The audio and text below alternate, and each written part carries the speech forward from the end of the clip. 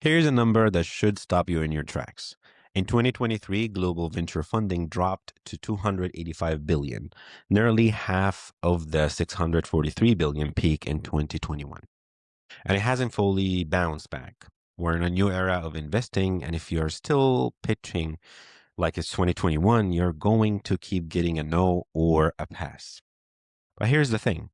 This environment, as tough as it feels, is actually one of the best times in recent history to build real companies because the noise has cleared. The tourists started to leave, and investors are now genuinely excited about funders who gets it. So in this video, I want to give you an honest, practical breakdown of what it actually takes to pitch a VC in 2026 and hopefully win.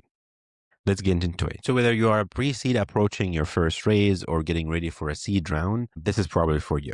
I'm going to walk you through the major section of a strong investor pitch, share what investors are actually looking for today, and call out the mistakes I see founders making over and over again, and give you some real, hopefully, frameworks to sharpen your thinking before you walk into the room or join that Zoom link. And at the end, I'll tell you how to grab our 2026 founder pitch guide, which you can download for free, link in the description and pinned in the first comment. All right, let's talk about the reality of 2026 first before we jump into the pitch. So what changed? The fundraising environment has fundamentally shifted, and I think a lot of founders underestimate by how much in the recent year. Here are a few things that are just true right now. Capital is tighter. The era of money, or easy money, is over, and median pre-seed valuations have compressed significantly from their 2021 peaks. Investors are writing fewer checks in general, doing more due diligence, and asking harder questions because every dollar needs a credible path to ROI. Another one, AI is assumed. So not a differentiator anymore. Can't stress this enough. Saying we use AI in your pitch is like saying we use the internet in 2010. Like it means nothing on its own at the moment. According to a recent CP Insights reports, over 40% of startup pitches now lead with AI as a core differentiator, which means it's table stakes, not a moot. What matters is what you're doing with it and, of course, for whom. Another one is early revenue is no longer optional. In 2021, investors would fund an idea. Today, they want a proof. Even 5K MRR from 3 paying customers tells a story that thousands beta sign up doesn't. Learning speed beats shipping speed. The best founders I have seen aren't necessarily the fastest builders. They're the fastest learners. You can ship features all day, but if you're not learning from your users with each iteration, you're just burning runway. So the bottom line, signal matters more than noise. Investors today are pattern matching for founders who understand their market, have done the hard thinking, and can show proof, however early, that something is working for them. And if you can show that, you're already ahead of most startups and founders out there. So let me be direct about something. At pre-seed and early seed, investors are often bidding more on you than the product itself. So the product will change, the market will shift, but the founder is constant. So what does strong founder signal look like in 2026? So number one, deep connection to your problems, not academic curiosity, lived experience. The best pitches I have ever heard come from founders who can describe the problem so viscerally that anyone who has been in the industry immediately nod and say, yes, I can relate. That's exactly it. That specificity only comes from being in the trenches. So if you're building in the trenches, for example, in the healthcare or for the healthcare worker, have you spent time in the clinical settings? If you're building for agriculture operators, have you actually been on a farm talking to the people running the equipment? Investors can feel the difference between someone who read a McKinsey report and someone who lived the pain. Number two, sharp trade-offs. Early stage founders who try to build everything for everyone are red flag for most VCs. The ones who say we are only doing this one thing right now, and here is why, that's confident. That's prioritization. Show that you know what to build now versus what comes later. Conviction is your constraints, is actually a signal for maturity. Number 3, clear thinking under pressure. How you respond to a hard question in a pitch tell investors everything about how you will respond to hard moments in the business. The best founders don't get defensive. They get sharper. They say, that's a great challenge. Here's how I think about it. And if you don't know something, say so. Say I don't know. But show how you would figure it out instead. And number 4, obsession with user experience. This is especially true in enterprise and SaaS. The details really matter, and the onboarding flow, the error messages copy, the way data is displayed. Founders who sweat these details signal, that they will build product user actually love, and that drives retention, which drives everything else. And one practical tip that I can share with you: in your pitch, show your thinking, not just your outcome, because walk an investor through how you made a decision always strong. That's more impressive than just a vanity metric. So where most founders lose the room, if there's one part of a pitch deck that constantly underperforms, it's the problem slide. Here's what I see all the time: founders saying the market is inefficient, business waste billions on legacy processes, there's a $50 billion opportunity here. So these are just statements and are so generic, they could apply to literally any industry. They don't tell me or anyone anything. And more importantly, they don't make me feel the problem or get interested. So let's compare that to this example. Rural hospital administrators spend 6 to 8 hours per week manually reconciling patients' record across 3 disconnected systems. Work that's prone to errors and regularly delays patient discharges from these hospitals and systems. That's a really real problem, and a lot of people can relate to. I know who has it. I know what they are doing, and I know what it is broken, and I know the cost of the problem. So here's a framework that I would say works for most of founders. Frame your problem as your problem statement need to answer 3 questions simultaneously. Who is the user? What are they doing right now? And why is the current solution broken? If someone is your target market, reads your problem statement and doesn't immediately say, yes, I understand that, or that's me, rewrite it. Specifically or specificity is credibility. Keep rewriting until you get there. Your product section. This one simple, but I see it done wrong constantly. Don't describe your product, just show it. Screenshots always beats diagrams and numbers. Demos beat roadmaps, and live product links or experience beats wireframes every single time.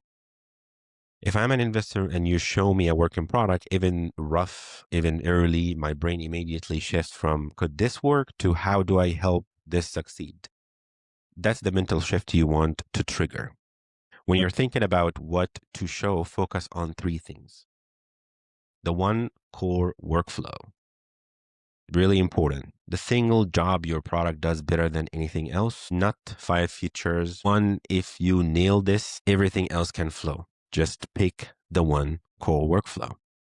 The moment of delight. Share about the specific instant when a user say, oh, this is different. What's the aha moment? Every great product has one know yours cold. And the reason they return. What's the habit loop here?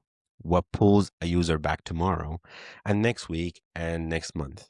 In SaaS specifically, retention is everything. And a product people love but don't return to is a product that won't really survive in the market. And here is a data point that ground this according to research from Bain and Company. Increased customer retention rates by just 5% can increase profit between 25% to 95%. That's how strong retention numbers and how important it is.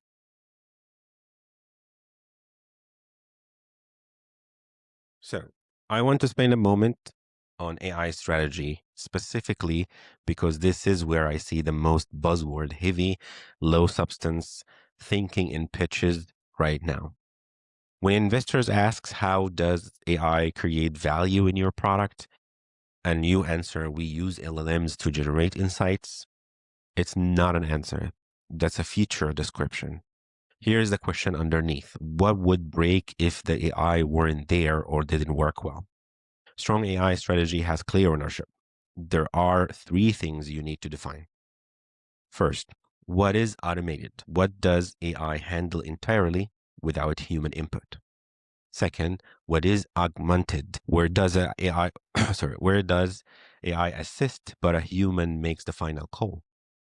And third, what stays human? What are the critical judgment calls that require human insights and accountability? A simple example that works well, for example, AI drafts, humans approve, and the system learns preferences over time. That's a feedback loop. That's a product that gets smarter, and that's a defensible advantage. The red flag I would say investors look for: AI everywhere with accountability nowhere. And if something goes wrong, who is responsible? If you can't answer that, neither can your users, and they will most likely churn. So let's talk about competitive advantage, because this section in any pitch breaks a lot of pitches. I will say it plainly. If your moat is we are first, you don't have a moat. First mover advantage sound compelling in a deck or slides, but in practice, being first means you spend the money educating the market and educating people about what the product does and what the market is. And the second movers swoops in with a better product once demand is proven, especially if it's a big company or big tech. Real defensibility here in 2026 comes from a few places. Proprietary insights. You know something about this market for this user that nobody else knows over time. Hard-won knowledge from years in the industry or from a unique angle of attack. And then unique data access, data that improves your product over time, as I mentioned, and can be easily replicated. This is especially powerful in AI if your model gets better the more it's used and competitors can't access that data. That's a very genuine moat. Workflow or design edge. A fundamentally better way of solving the problem that feels obvious in hindsight, but is genuinely hard to copy. Think about how Figma redefined design collaboration. If you remember, it wasn't just a better Photoshop, it was a different mental model entirely. And speed of iterations. You learn, ship faster than anyone else. In fast moving markets, velocity is a moot, but this only counts if your iteration is driven by insights, not just output. So ask yourself honestly, if a well-funded competitor decided to enter your space tomorrow, what would make your users stick with you? If you don't have a crisp answer to that, keep working on it before you pitch investors. So now let's talk about traction. This is the section where founders either build enormous credibility or lose the room completely. So here's the mindset shift I want you to make. Depth over breadth always. 100%. I would rather see 3 customers who can't imagine doing their job without your product than a wait list of 10,000 people who's never opened it. So here's what actually matters. Retention. Are users coming back? Weekly active usage matters far more downloads and signups. If you can show week over week retention above 40%, that's genuinely exciting. How deeply are users engaging? Power users, the one using advanced features, integrating with their stack, bringing in colleagues, signal product market fit before revenue does. And of course, customer love. Qualitative feedback is underrated, in my opinion.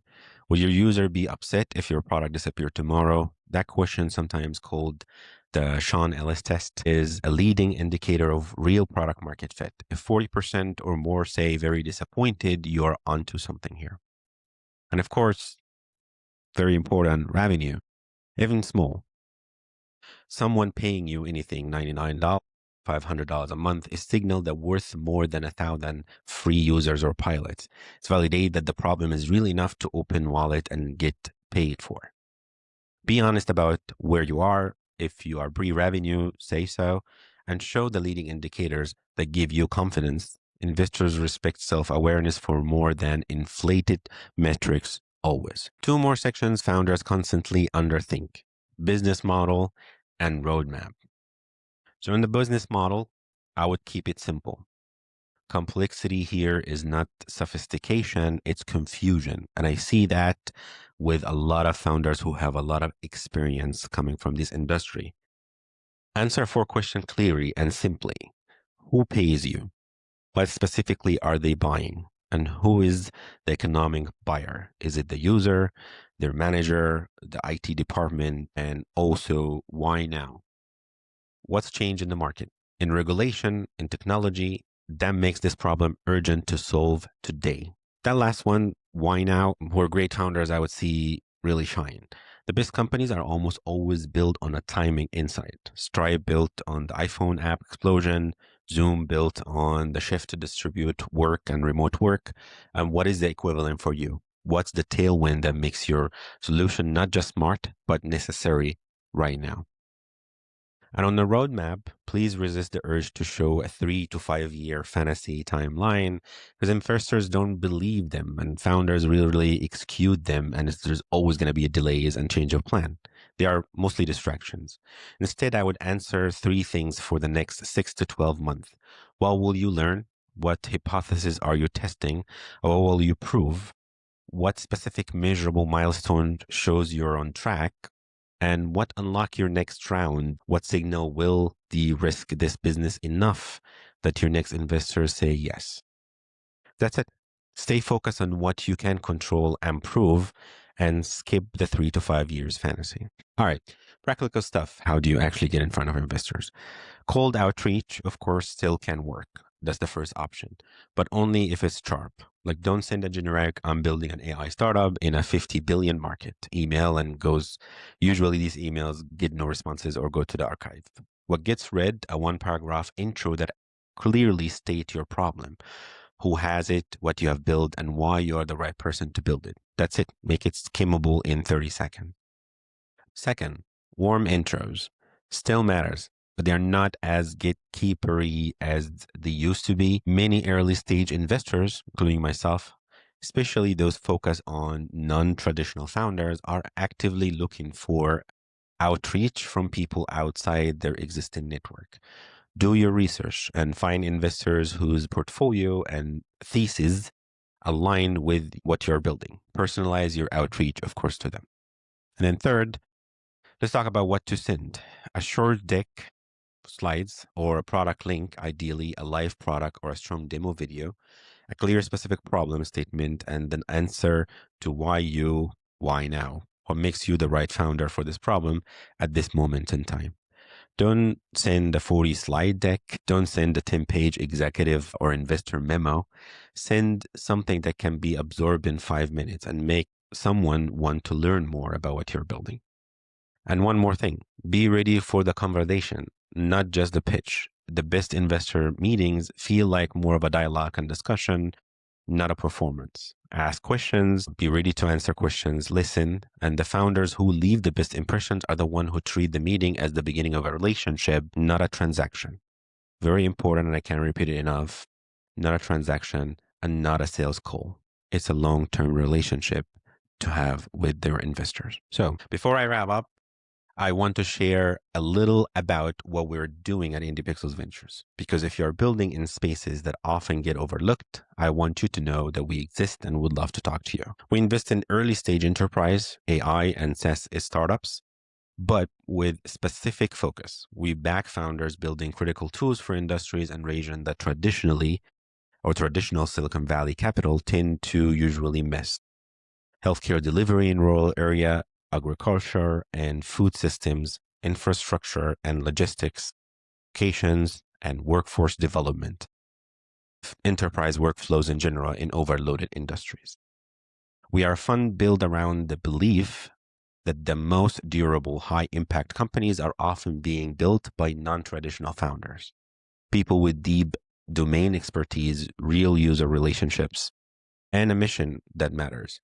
We look for entry valuation between 1 million and 10 million post money, and we bring hands-on advisement and support and not just a check.